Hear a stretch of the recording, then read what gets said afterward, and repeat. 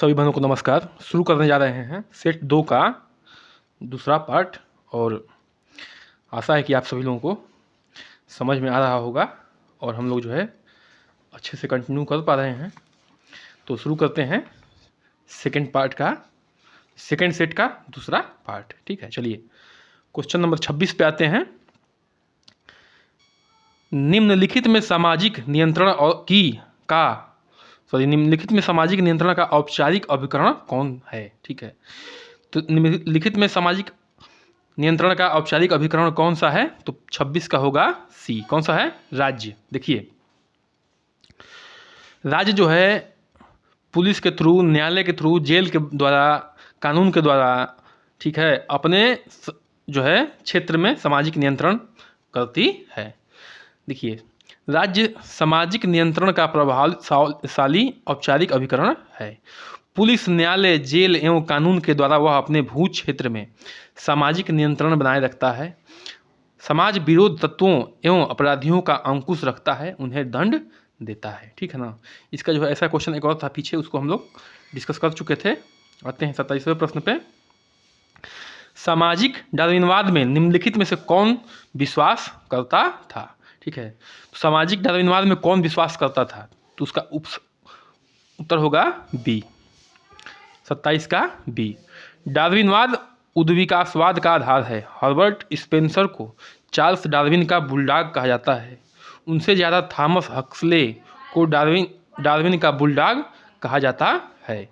Herbert Spencer के संबंध में कहना होगा कि उन्होंने डार्विन से बहुत पहले युगतम की उत्तरजीविता की धारणा प्रस्तुत किया। बाद में डार्विन के संपर्क एवं प्रभाव से डार्विन के विचारों को सामाजिक सांस्कृतिक क्षेत्र में लागू करना आरंभ किया। ग्रेट जोन्स ने 1980 में लिखा कि स्पेंसर को सामाजिक डार्विनवाद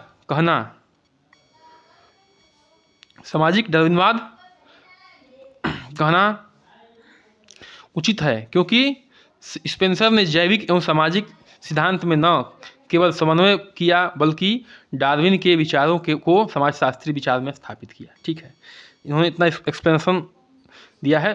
देखिए, सामाजिक डार्विनवाद के निम्नलिखित में से कौन सा विश्वास करता है? तो है उद्विकासवादी। देखिए, सबसे पुराना जो है विकासवादी का सिद्धांत है, इसको भी ध्यान रखिएगा।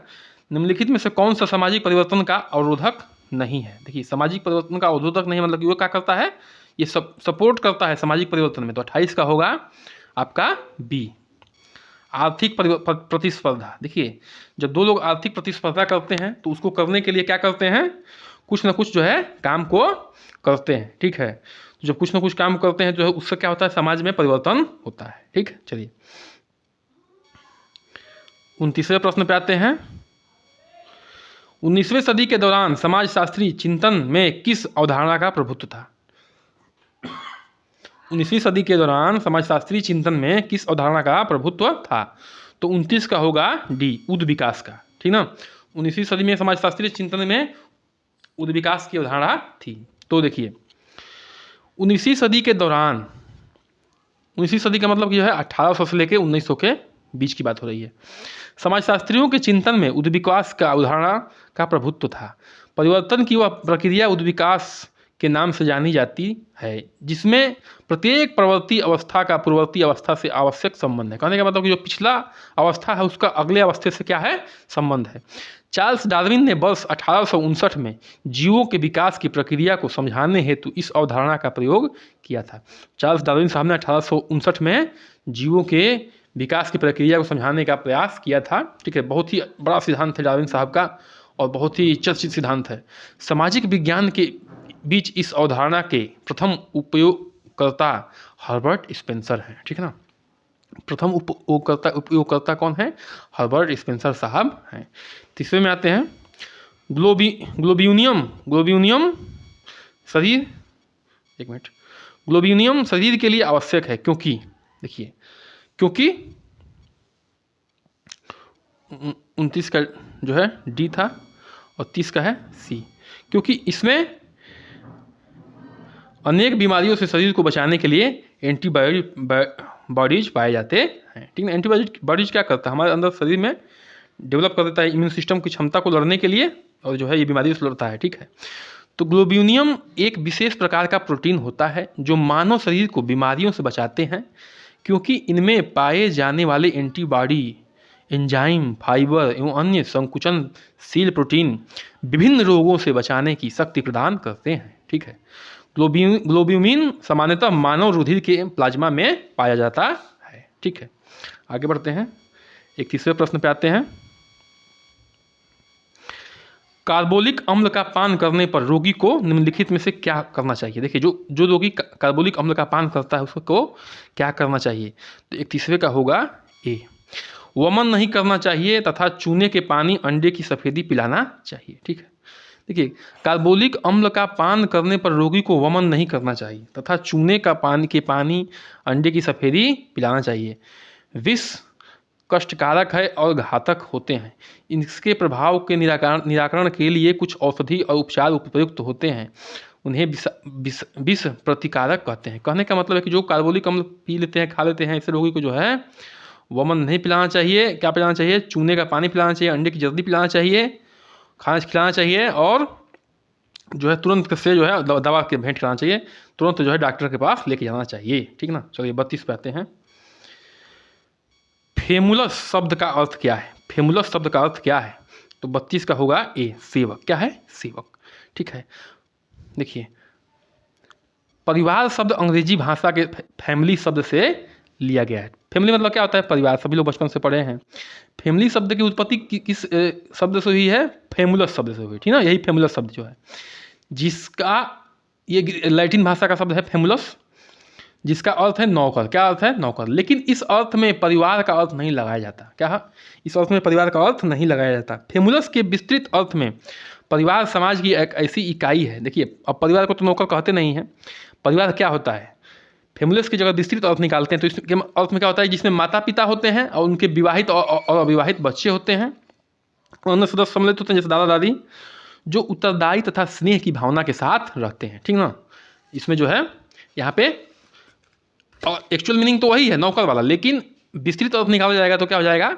इसमें माता पिता होंगे, उनके बच्चे होंगे, चाहे विवाहित हो चाहे अविवाहित हो, उनके दादा दादी होंगे बच्चों के, और जो है प्रेम पूर्वक स्नेह से रहते हैं, वही परिवार होता है। ठीक है, चलिए आगे बढ़ते हैं। 33वें प्रश्न पे आते हैं। एक व्यक्ति अपने जीवन साथी का चुनाव अपने ही समूह में करता है तो उसे कहते हैं, जब एक व्यक्ति जो है जीवन साथी का चुनाव अपने समूह में करता है तो उसे क्या कहते हैं? अंतर विवाह। क्या कहते हैं? अंतर विवाह। देखिए, जब एक व्यक्ति अपने जीवन साथी का चुनाव अपने ही समूह में करता है तो उसे अंतर विवाह कहते हैं। ठीक है, दूसरे शब्दों में अंतर विवाह के अनुसार एक विशिष्ट वर्ग के व्यक्तियों को उसी वर्ग के अंदर रहने वाले व्यक्तियों में से ही वधू को चुनना पड़ता है। अंतरजातीय विवाह का अभिप्राय प्रत्येक जाति को एक दूसरे से विवाह करने की स्वतंत्रता है। ठीक ना। अंतरजातीय विवाह में क्या होता है कि दूसरे जाति में आप विवाह कर लें। अंतरजातीय विवाह के दो रूप पाए जाते हैं, अनुलोम विवाह और प्रतिलोम विवाह। ठीक है, दो रूप हैं अंतरजातीय के, अनुलोम और प्रतिलोम। चलिए 34वें प्रश्न पे आते हैं। जीवन चक्र की किस अवस्था में साधनों की मांग बढ़ जाती है? जीवन चक्र के किस अवस्था में साधनों की मांग बढ़ जाती है? तो वो है बी, विस्तार अवस्था में। ठीक है, देखिए, परिवार का आरंभ विवाह संस्कार से होता है। किससे होता है? विवाह संस्कार से होता है। इसमें युवक युवती विवाह कर एक नए परिवार आरंभ करते हैं। देखिए, युवक युवती विवाह करते हैं, एक नए परिवार का आरंभ करते हैं। पारिवारिक जीवन चक्र 3 प्रकार का होता है। कितने प्रकार का होता है? 3 प्रकार का। प्राथमिक अवस्था होता है, विस्तृत अवस्था है और संकुचित अवस्था होता है। देखिए, तो प्राथमिक अवस्था में क्या होती है कि सामंजस्य या स्थापत्य काल, पति पत्नी एक साथ रहना, धन कम खर्च। ठीक ना। पति पत्नी जो है प्राथमिक अवस्था में धन रहते हैं एक साथ, और धन की कम खर्च होता है, धन जो है कम खर्च करते हैं। ठीक ना। अब देखिए, विस्तृत अवस्था में क्या होता है? इसमें शिशु का आगमन पालन पोषण की अवस्था होती है। जैसे इसमें बच्चा हो जाता है तो क्या होता है? शिशु का आगमन पालन पोषण हो जाता है। फिर प्राथमिक शिक्षा पे खर्च होती है बच्चों के, माध्यमिक शिक्षा पे खर्च होती है बच्चों के, विश्वविद्यालय की शिक्षा पे खर्च होती है, व्यवसायिक समायोजन पे, धन पे अधिकता होती है। देखिए, तो जो विस्तार अवस्था होती है इसमें क्या होता है कि आपके बच्चों पे बहुत खर्च होता है, पढ़ाई लिखाई में, स्वास्थ्य में, इस सब में। ठीक ना। तो कहता है कि साधन की मांग बढ़ जाती है। ठीक ना। संकुचित अवस्था में क्या होती है? सेनानिवृत्त हो जाते हैं, आर्थिक पुनर्नियोजन का काल, धन ऊर्जा की कमी। जब आदमी बूढ़ा जाता है तो उसकी बात हो रही है, सिर्फ उसकी बात हो रही है। तो क्या होती है धन की कमी हो जाती है, ऊर्जा की कमी हो जाती है, आर्थिक, क्योंकि रिटायर हो जाता है, ठीक ना। आर्थिक पुनर्नियोजन का काल जो है, अब जो भी धन बचा रहता है उसको जो है बचाता है, आराम से जीवन को गुजारता है। तो कहने का मतलब जो बीच वाला जो है प्रारंभिक, तो पहला होता है ये बीच वाला होता है, और ये संकुचित अवस्था तीसरा होता है, ठीक ना। हाँ, और ये तीसरे में ही ये आता है, सेवानिवृत्त अवस्था तीसरे का पार्ट है ये, ठीक है। तो इस दूसरे वाला पार्ट में जो है साधनों की मांग बढ़ जाती है। क्यों? क्योंकि इसमें बच्चे पैदा हो जाते हैं, बच्चों के खर्च जो है बहुत अधिक हो जाते हैं। इस बात का ध्यान रखेंगे हम लोग, ठीक है। विस्तार अवस्था सेकंड पार्ट होता है। 35वें प्रश्न पे आते हैं। यह किसका कथन है कि संयुक्त परिवार में दाम्पत्य प्रेम के विकास का अवसर कम प्राप्त होता है? कि संयुक्त परिवार में दाम्पत्य प्रेम के विकास का अवसर कम प्राप्त होता है, यह किसका कथन है? 35वें का ए, डॉक्टर राजेंद्र प्रसाद का कहना है कि जो है अगर परिवार संयुक्त है जिसमें दादा दादी, चाचा चाची, नाना नानी नहीं, जो है सब रहते हैं, तो उसमें जो है दाम्पत्य प्रेम के विकास का अवसर कम प्राप्त हो जाता है, ठीक ना। ये जो डॉक्टर राजेंद्र प्रसाद कहते हैं, ठीक है। कहते हैं कि संयुक्त परिवार में अधिक सदस्य होने के कारण गोपनीय स्थान की कमी पाई जाती है, ठीक ना। इसमें गोपनीय स्थान की कमी पाई जाती है, इसलिए जो है प्रेम के अवसर कम हो जाते हैं। चलिए आगे बढ़ते हैं। 36वें प्रश्न पे आते हैं। विवाह अधिनियम वर्ष में विवाह योग्य लड़की की उम्र 18 वर्ष रखी गई है, ठीक ना। किस अधिनियम में विवाह योग्य लड़की की उम्र जो है 18 वर्ष रखी गई है? तो 36 का होगा डी। 1995 में जो अधिनियम आया था उसमें जो है उम्र कितनी कर दी गई थी? 18 वर्ष कर दी गई थी बच्चियों का विवाह करने के लिए। लेकिन विवाह अधिनियम वर्ष 1955 द्वारा विवाह योग्य लड़की की उम्र 18 वर्ष थी तथा लड़के की न्यूनतम आयु कितनी हो गई कर दी गई थी 1955 में? 21 वर्ष। देखिए बहुत अच्छा क्वेश्चन है कि लड़की का जो है पहले 14 था, उसके बाद जो है कितना किया गया? 18 किया गया। शारदा एक्ट के थ्रू 14 था ना 1929 में, और जो है बाद में कितना किया गया? 55 में कर दिया गया, 18 कर दिया गया। लड़कियों की बात हो रही है सिर्फ, लड़कों का क्या था? 18 था शारदा में, और इसमें कितना कर दिया गया? 55 में 21 कर दिया गया 1955 में। निम्नलिखित में से कौन, 37वां प्रश्न, निम्नलिखित में से कौन एक एकाकी परिवार का लाभ नहीं है? ठीक है, एकाकी परिवार का लाभ कौन सा नहीं है? नहीं पर ध्यान दीजिएगा विशेष, ठीक है, नहीं है, ठीक है ना। तो 37 का होगा सी, सामाजिक सुरक्षा। देखिए एकाकी परिवार में जीवन स्तर अच्छा हो जाता है, व्यक्तिगत विकास का अवसर भी होता है, आत्मनिर्भरता भी होती है, लेकिन सामाजिक सुरक्षा नहीं होती है एकाकी परिवार में, ठीक है। देखिए सामाजिक सुरक्षा एकाकी परिवार का लाभ नहीं है। एकाकी परिवार वह होता है जिसमें पति पत्नी उनके अविवाहित बच्चे होते हैं। एकाकी परिवार क्या होता है? न्यूक्लियर फैमिली जिसको अंग्रेजी में कहते हैं, पति पत्नी हो गए, उनके अविवाहित बच्चे होंगे सिर्फ। इस एकाकी परिवार के लाभ क्या है? देखिए उच्च जीवन स्तर, देखिए जितना कमाएंगे उतना अपने ही पर खर्च करेंगे तो जीवन स्तर तो ऊँच हो ही जाएगा, क्योंकि अन्य लोग नहीं हैं। व्यक्तिगत विकास के अवसर होते हैं, ठीक ना। इसमें जो है पैसा आपके पास होता है, जितना कमाते हैं उसमें जो है अवसर मिलता है कि आप अच्छे से अच्छे अपने को विकसित कर सकें। आत्मनिर्भरता होती है, इसलिए होती है कि नहीं कमाएंगे तो कोई और देने वाला भी नहीं है, ठीक है। महिला की बेहतर स्थिति होती है, क्यों? क्योंकि जब आपके पास पैसा होता है तो आप जो है अपने परिवार पे खर्च करते हैं। संयुक्त परिवार में क्या होता है कि सबको देखना होता है। चलिए और तीसरे पे आते हैं। उस विटामिन का नाम बताइए जिसकी कमी के कारण अधिक खून बहने लगता है, ठीक ना। अधिक खून किसके कमी के कारण बहता है बताइए? तो इसका ऑप्शन होगा ऑप्शन सी। कौन सा होगा? ऑप्शन सी, ठीक है। देखिए विटामिन ए से क्या होता है? विटामिन ए को रेटिनॉल कहते हैं। क्या कहते हैं? विटामिन ए को रेटिनॉल कहते हैं, ध्यान रखिएगा। इसकी कमी से क्या होता है? ततौधी होता है। क्या होता है? ततौधी होता है। विटामिन बी को क्या कहते हैं? थायमीन कहते हैं। क्या कहते हैं? थायमीन कहते हैं विटामिन बी को। इसकी कमी से क्या होता है? बेरी नामक रोग होता है। विटामिन सी को क्या कहते हैं साइंटिफिक में, भाषा में, रासायनिक नाम क्या है इसका? स्कार्बिक एसिड। क्या है? स्कार्बिक एसिड, विटामिन सी का। तो और इसकी कमी से क्या होता है? स्कर्वी होता है। लेकिन विटामिन के की कमी से क्या होता है भाई बनो कि जो है विटामिन के की कमी से जो है खून अत्यधिक बहना चालू हो जाता है। देखिए विटामिन के की कमी से होने के कारण अत्यधिक खून बहता है। इस विटामिन का रासायनिक नाम है फाइलोक्विनोन। क्या नाम है? फाइलोक्विनोन। यह रक्त स्रावरोधी विटामिन है जो यकृत में प्रोथ्रम्बिन के निर्माण के लिए आवश्यक है। मानव शरीर में इस विटामिन की कमी होने से रक्त का थक्का नहीं बनता। ठीक ना। मानव शरीर की विटामिन के कमी से क्या होता है, रक्त खाता नहीं बनता और कटे हुए स्थानों पर रक्त का स्राव बहुत अधिक होता है। यह हरी पत्तेदार सब्जियाँ टमाटर इत्यादि में पाया जाता है। जैसे टमाटर खाएंगे, हरी पत्तेदार सब्जियाँ खाएंगे जैसे पालक, तो उसमें क्या होगा, विटामिन के की अधिकता होती है, आपको फायदा होगा। ठीक है, चलिए 39वें प्रश्न पे आते हैं। निम्नलिखित में से कौन सा तीव्र जठरांत्र संबंधी संक्रमण पैदा करने वाला एक जलजनित रोग है। ठीक ना, तीव्र जठरांत्र संबंधी संक्रमण, तो इसका देखिए 38 का क्या होगा, 38 का 39 का क्या होगा, ए, क्या होगा ए, 39 का ए। हैजा एक संक्रमण रोग है। हैजा कैसा रोग है, संक्रमण, एक आदमी को होगा दूसरे को भी हो जाएगा। यह रोग मक्खियों द्वारा फैलता है जो विब्रियो कॉलेरी, क्या बोलते हैं, विब्रो कॉलेरी नामक जीवाणु के कारण होता है। बैक्टीरिया है, विब्रो कैलोरी से हैजा होता है, विब्रो कैलोरी से हैजा होता है। यह एक जन्य रोग है, मतलब जल में जो है पैदा होता है इसमें जो जीवाणु। यह किसी पीड़ित व्यक्ति के मल मूत्र और उल्टी के जरिए दूसरे व्यक्ति तक पहुंचता है। ठीक ना, और उसके जो है टच में आ गया, मल मूत्र और उल्टी के टच में, तो जो है हैजा हो जाता है। हैजा से बचाव के लिए आसपास के नालियों अथवा जल युक्त गंदे स्थानों को ब्लीचिंग पाउडर से संक्रमण मुक्त कर देना चाहिए। ठीक ना, ब्लीचिंग पाउडर का प्रयोग करना चाहिए जहाँ पे जल जमाव है। चलिए आगे बढ़ते हैं, 40वें प्रश्न पे आते हैं। बड़ी माता माने स्मॉल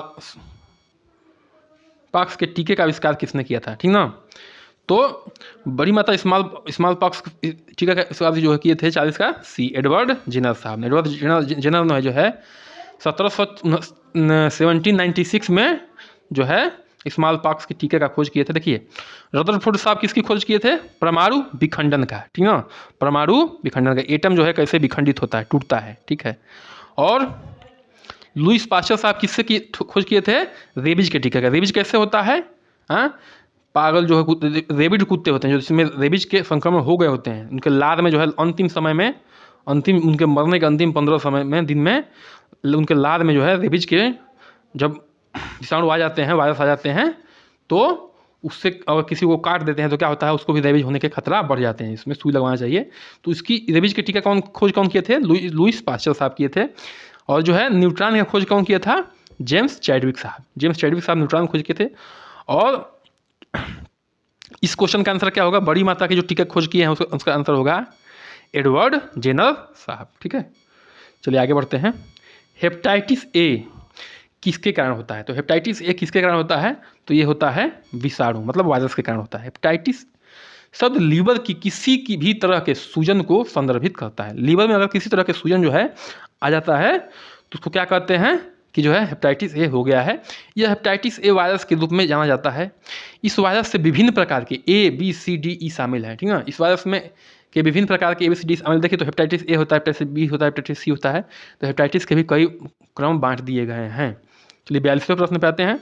डॉपलर द्वारा गर्भस्थ शिशु के हृदय की प्रथम ध्वनि कब सुनी जा सकती है। ठीक है, तो ऐसा क्वेश्चन पहले भी आ चुका है, 8 से 10 सप्ताह में। ठीक ना, मतलब कि लगभग 8 7 56 और 10 7 70, 56 से 70 दिन के बीच, मतलब कि जब प्रेगनेंसी हो जाती है तो उसमें 56 से 70 दिन के बीच जो है हम डॉपलर साहब के हिसाब से बच्चे का जो है हार्ट बीट सुन सकते हैं। डॉपलर द्वारा गर्भस्थ शिशु के हृदय की प्रथम ध्वनि को 10 से 12 सप्ताह, इसमें लिखा हुआ है, एक मिनट 42 का बी, लेकिन नहीं यही सही होगा। ठीक है, यही सही है। डॉपलर एक प्रकार के मॉनिटर अल्ट्रासाउंड डिवाइस हैं। डॉपलर क्या है, एक प्रकार का मॉनिटर अल्ट्रासाउंड डिवाइस है जो गर्भस्थ शिशु की हृदय गति को गिनने के लिए प्रसव लेबर पूर्व उपयोग किया जाता है। इसका उपयोग प्रसव के दौरान भ्रूण की हृदय गति की जांच के लिए भी किया जाता है। ठीक ना, देखिए वो लोग देखते हैं कि अगर बच्चे का हार्ट बीट जो है सही है तो बच्चा जो है नॉर्मल डिलीवरी से होगा, नहीं तो क्या होगा, दिक्कत हो सकती है। ठीक ना, ये सब चीज़ें होता है। चलिए, मनुष्य का समान गर्भावधि होती है, तो मनुष्य का समान गर्भावधि कब होती है बताइए, सी 280 दिन का। ठीक ना, देखिए 280 दिन का होता है मनुष्य का, बिल्ली का होता है 64 दिन का, गाय का होता है 286 दिन का। देखिए गाय का और मनुष्य का लगभग सेम होता है। ठीक ना, कुत्ता का होता है 61 दिन का, लगभग 2 महीने का। हाथी का बहुत होता है, लगभग 2 साल का होता है, 17 दिन का होता है। और अफ्रीकन हाथी का 645 दिन का होता है। ठीक है, तो ध्यान रखिएगा, इतना ध्यान रखने की जरूरत नहीं है। आदमी का ध्यान रखिए 280, याद रखिए, गाय का लगभग सेम होता है, कुत्ते का होता है 2 महीने का, ठीक है। बिल्ली का भी लगभग 2 ही महीने का होता है, 64 दिन का, ठीक। चलिए आगे बढ़ते हैं, 44वें प्रश्न पे आते हैं। एक गर्भवती महिला के निम्नलिखित में से किस मूल्यांकन परिणाम से पता चलता है कि वह प्रसव के दूसरे चरण में है, ठीक ना। किस किस मूल्यांकन से परिणाम से पता चलेगा कि वो दूसरे चरण में है, मतलब कि 4 से 6 वाले बीच में, 4 से 6 महीने के बीच में है। 44वां का देखिए होगा ऑप्शन बी। गर्भाशय ग्रीवा पूरी तरह से फैल ली हुई है, ठीक ना। देखिए प्रसव का दूसरा चरण तब शुरू होता है जब गर्भाशय ग्रीवा पूरी तरह से खुला कविक्स होता है, ठीक है, और बच्चे के जन्म के साथ समाप्त होता है। संकुचन बच्चे को बर्थ के द्वारा नीचे धकेलता है, क्या करता है, बच्चे को नीचे धकेलता है, संकुचन, और एक आंत्र आंदोलन के आग्रह के समान तीव्र दबाव महसूस कर सकते हैं। चलिए 45वें प्रश्न पे आते हैं। एक क्रिया जिसमें गर्भनाल की नसें प्लेसेंटा मेम्ब्रेन से गुजर जाती हैं और पूरे गर्भाशय ग्रीवा में ओर छोर तक पड़ी रहती हैं, वह कहलाती हैं, ठीक है। तो क्या कहलाती है, 45 का होगा डी, वासा प्रीविया। वासा प्रीविया वो स्थिति होती है जिसमें गर्भनाल की नलिकाएं अपनी झिल्लियों से होकर गुजर जाती हैं, ठीक है। गर्भनाल की नलिकाएं कहाँ से गुजर जाती हैं, अपने अपरा झिल्लियों से, और पूरे गर्भाशय ग्रीवा में ओर छोर तक पड़ी रहती हैं। वासा प्रीविया के सामान्य लक्षण यह है कि प्रेगनेंसी के 4.5 महीने के बाद योनि से लाल रंग का खून आना शामिल है। देखिए वासा प्रीविया की ऐसा उसमें का वो है, क्या कह सकते हैं इसको, जो है डिसऑर्डर ही कह सकते हैं, जिसमें 4.5 महीने का प्रेगनेंसी हो जाता है तो जो है लाल रंग का खून आने लगता है, ठीक है। इससे में हल्का सा भारी रक्त का स्राव भी होने का संभावना रहता है, ठीक है। तो देखिए नसें प्लेसेंटा मेम्ब्रेन से गुजर जाती हैं और पूरे गर्भाशय ग्रीवा को ओर छोर तक पड़ती हैं, तो क्या होता है उसमें, ये किस में होता है, वासा प्रीविया में, ठीक है। चलिए 46वें प्रश्न पे आते हैं। इनमें से क्या योनि क्षरण के लक्षण नहीं है, योनि क्षरण के लक्षण इसमें से क्या नहीं है, तो है 46 का बी, योनि की दीवारों का पतला होना। देखिए योनि की दीवारें जो है, बच्चा जो है बड़ा होने लगता है तो योनि की दीवारें अपने आप पतली होती है, तो ये योनि क्षरण के लक्षण नहीं है, ध्यान रखिएगा। अब ये अन्य जो दिए हुए हैं, योनि कैनाल की लंबाई, ये योनि स्नेह की कमी, मूत्र अंशय, ये जो है योनि क्षरण के लक्षण हैं, ठीक ना। तो योनि की दीवारों का पतला होना यानी योनि क्षरण का लक्षण नहीं है, ठीक है। योनि क्षरण एक ऐसी अवस्था होती है जिसमें योनि की दीवारों में सूखापन या और सूजन आ जाता है। देखिए सूखापन होगा, सूजन होगा, तो ये योनि क्षरण का लक्षण है। यह शरीर में एस्ट्रोजन हार्मोन की कमी के कारण होता है। जब महिलाओं का जो है ये हार्मोन है एस्ट्रोजन, जब इसकी कमी हो जाती है तो होता है। यह समस्या आमतौर पर रजनोवृत्ति के बाद होती है, ठीक है। इसके लक्षण में खुजली, दर्द और पेशाब में कठिनाई जैसी समस्याएं भी शामिल हैं, ठीक है। चलिए अगले प्रश्न पे आते हैं, 47वें पे आते हैं। गर्भावस्था के दौरान उल्टी के कारण माँ की सेहत बिगड़ने को कहा जाता है, ठीक ना। गर्भावस्था के दौरान जब उल्टी होने लगती है, शुरू में होता है, तो जब हालत बिगड़ जाती है उसका क्या कहते हैं, सी, हाइपरमेसिस ग्रेविडेरम। क्या कहते हैं, हाइपरमेसिस ग्रेविडेरम। देखिए हाइपरमेसिस ग्रेविडेरम एक गंभीर उल्टी, मतली, वजन घटाने और इलेक्ट्रॉल गड़बड़ी की विशेषता वाली स्थिति है। गर्भावस्था के दौरान यह स्थिति अक्सर देखा जाता है कि गर्भावस्था के दौरान अत्यधिक उल्टी के कारण माँ की सेहत बिगड़ने को हाइपरमेसिस ग्रेविडेरम कहा जाता है, ठीक ना। हाइपरमेसिस ग्रेविडेरम के लक्षण क्या हैं, ठीक ना। हाइपरमेसिस ग्रेविडेरम के लक्षण क्या है, देखिए गंभीर मतली और उल्टी, खाद्य परहेज, पेशाब में कमी, निर्जलीकरण, सिर दर्द, भ्रम की स्थिति, बेहोशी, पीलिया, अत्यधिक थकान, अवसाद, कम रक्त दबाव, ये सब किसके लक्षण हैं, हाइपरमेसिस ग्रेविडेरम के, ठीक ना। हाइपरमेसिस ग्रेविडेरम के जो है एक सब लक्षण है। देखिए 48वें पर आते हैं। निम्नलिखित में से कौन सा टीकाकरण त्वचीय मार्ग में दिया जाता है, त्वचीय मार्ग में